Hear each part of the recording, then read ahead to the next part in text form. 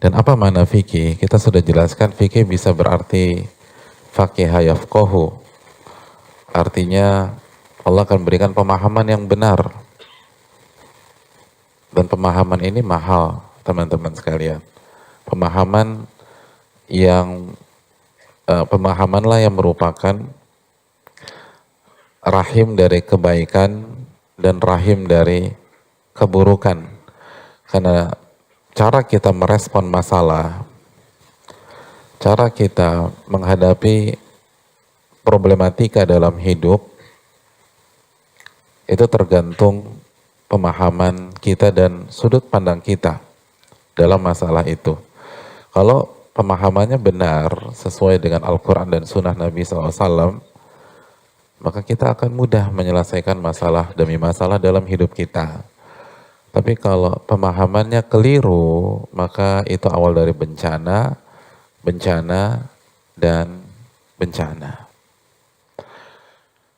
Lalu kita katakan, ternyata di samping berasal dari faqiha yafqahu, ulama seperti Al-Imam Ibnu Hajar pun menjelaskan fikih bisa berasal dari kata kerja faquha yafquhu, yang bermakna lebih dalam lagi.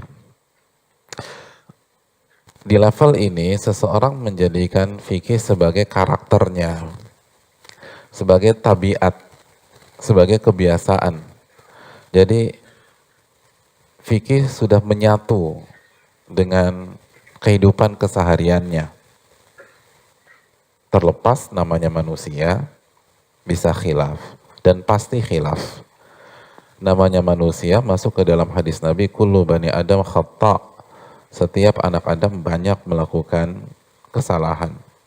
Tetapi dia tahu bagaimana cara bangkit. Dia tahu bagaimana cara move on yang benar. Dia tahu bagaimana cara merespon sebuah kesalahan. Dan itulah orang-orang terbaik. Itulah orang-orang terbaik. Sebagaimana sabda Nabi SAW, khiyaruhum fil jahiliyah, khiyaruhum fil Islam, idza faquhu. Orang terbaik atau orang-orang baik di masa jahiliyah, ketika dia masuk Islam atau ketika dia hijrah, maka dia akan jadi orang yang terbaik jika faquhu. Bukan faqihu, tapi yang lebih tepat faquhu, sebagaimana dirajikan sebagian imam. Dan arti faquhu adalah sara al-fiqhu lahu sajiyah. Fikih itu jadi karakter yang gak bisa dipisahkan, tabiat. Jadi orang-orang yang setiap langkahnya itu, atau pada dasarnya langkah-langkahnya itu ilmiah. Cara dia berbicara itu ilmiah.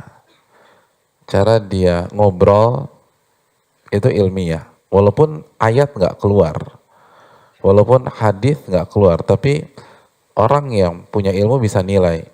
Ini anak ilmiah cara bicaranya, cara dia masuk, cara dia diam, kapan dia harus diam, kapan dia harus bicara. Kalau dia bicara apa yang harus dia sampaikan. Gimana kalau di hadapannya orang tua, bagaimana kalau di hadapannya anak seumurannya, di hadapannya anak-anak, dia tahu bagaimana cara harus bicara. Dan kalau dia mundur, itu ilmiah. Dan itu yang harus kalian dan kita semua kejar, hadirin dan teman-teman sekalian. Gimana derap langkah kita itu ilmiah, mundhabit, sesuai dengan dhawabit, sesuai dengan kaidah. Sesuai dengan kaidah. Nah,